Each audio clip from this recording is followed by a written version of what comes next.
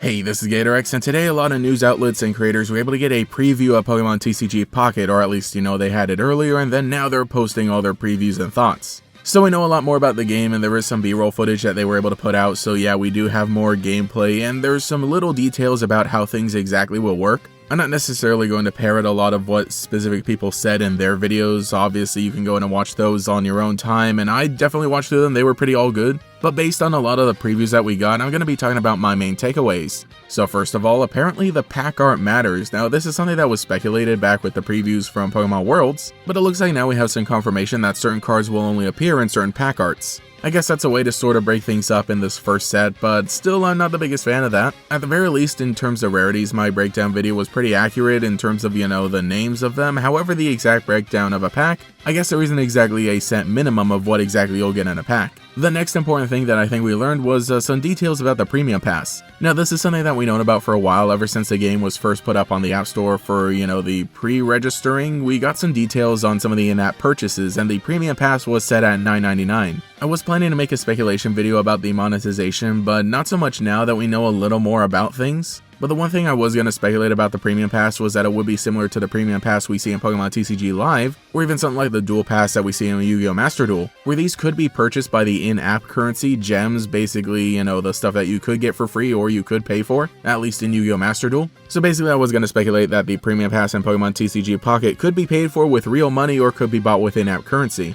However, it seems like it is going to be just set for actual money purchases and can't be purchased with like Pokecoins that you could earn through the game or whatever. But the items that are going to be included in a Premium Pass seem to be just promo card variants of cards that are in the main set, as well as cosmetics like sleeves, deck boxes, and other accessories. Oh, also instead of 2 packs a day, you'll be able to open 3 packs a day. So it seems like you won't be missing out all that much ultimately if you choose not to buy the Premium Pass every month, but I'm a much bigger fan of how the Premium Pass is handled in Pokemon TCG Live and Yu-Gi-Oh! Duel Links, where you basically get it for free by using the in-app currency you earn from grinding, and a lot of the rewards that you get are additional packs to open, as well as other in-game currencies. Basically in something like Pokemon TCG Live, where I haven't purchased physical cards in a very long time and haven't gained other code cards, it allows me to very easily get a bunch of cards from the current sets. But I think we can at least rest easy knowing that it seems like the Premium Pass is really going to be something very, very optional. The next important thing we learned about are Hourglasses. Now, Hourglasses are something else that we can purchase with in-game currency. When you open your daily packs, you're going to get a little timer that counts down, and when that countdown reaches 0, you're able to open another pack. Using Hourglasses will help bring that timer down to 0, allowing you to open even more packs.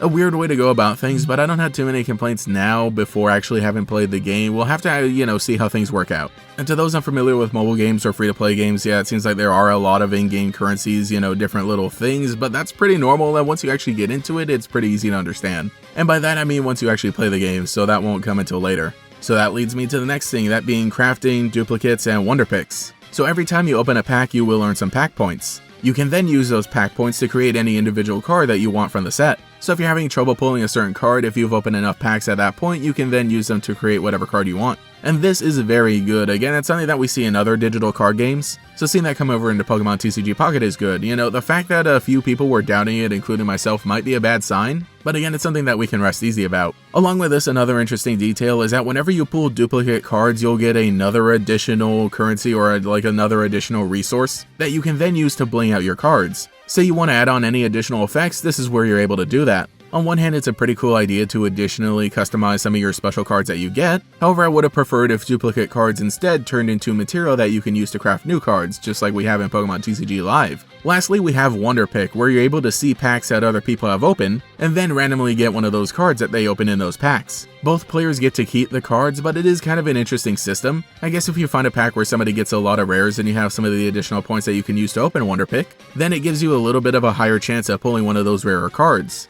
Sort of a weird thing, but I guess it is another way of showing off, the really good packs that other people get. And I'll definitely try it out, though I'm definitely not as excited about this as I would be, other resources of actually crafting the cards. And the last important thing I want to talk about for now is that we actually kind of learned how the energy zone works. So initially I had speculated that the energy zone would be curated or built by players before a game begins, however it seems like that's not the case. Apparently the cards that show up in the energy zone will be randomly generated based on the Pokemon types that you have in your deck. So let's say if you basically only have electric Pokemon in your deck, your energy zone will only generate electric energy. But if you have electric and fire Pokemon in your deck, the energy zone will switch off between electric and fire energy. And in the little symbols you can see the energy that is currently in the energy zone as well as the one that will be next. So a really interesting system, and it's a way of promoting mono-type decks, or at least, decks with only 2 energy types. Again, I'm really curious to see how this plays out with other cards that interact with the energy zone. And for the most part, those are the things that I wanted to talk about for now, the things that were just really pressing on me and that I really felt like were big takeaways from the previews that we got.